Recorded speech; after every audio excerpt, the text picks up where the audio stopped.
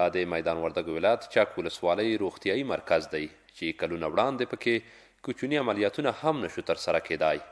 د کومو کسانو به چې عملیات ته اړتیا پیدا شوه نو د ولایت مرکزي روغتون او یا هم کابل ته د درملنې لپاره وړل کېدل.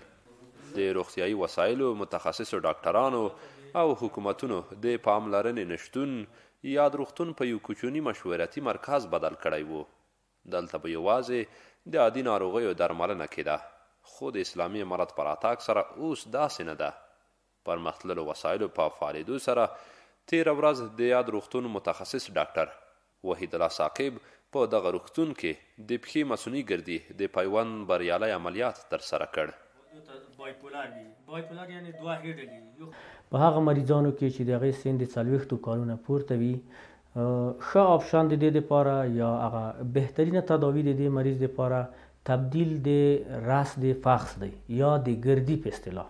کله چې موږ مریض بستر کو د داخلي سره هم مشوره وکړه او د انستیزي سره مو هم مشوره وکړه چې دغه موږ مریض دی. دویم باید وګوري که کوم ریسک فاکتور پکې وي هغه تداوي شي، وروسته مریض چې آماده شي عملیات یې کړو. په همدې سبب موږ د عام روغتیا د محترم رئیس صاحب زیرک سره هم مشوره وکړه او هغې نه هم اجازه هم وغوښتله چې موږ دغه پروسیجر انجاموو.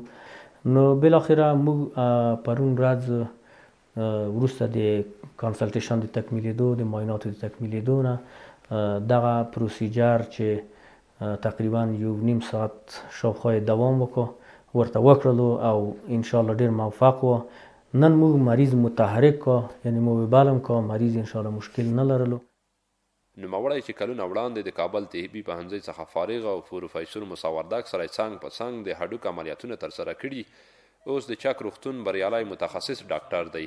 زیاتوي د اسلامي امارت په راتګ سره د دې زمینه ورته برابره شوې چې ښې کړنې ترسره کړي. مې د ریاست د خوا نه دلته هیئت رسي، دلته څېړنه کیږي، یعنی که هر کار کیږي ته یو اصولو او قوانینو لاندې کیږي. همدغه علت دی چې اوس بهبودي ډېره زیاته راغلې ده او وضعیت ډېر ښه شوی دی او په څنګ کې ورسره د اسلامي امارت مسؤلین هم ښه صحیح مکمله توجه کوي دې خواته.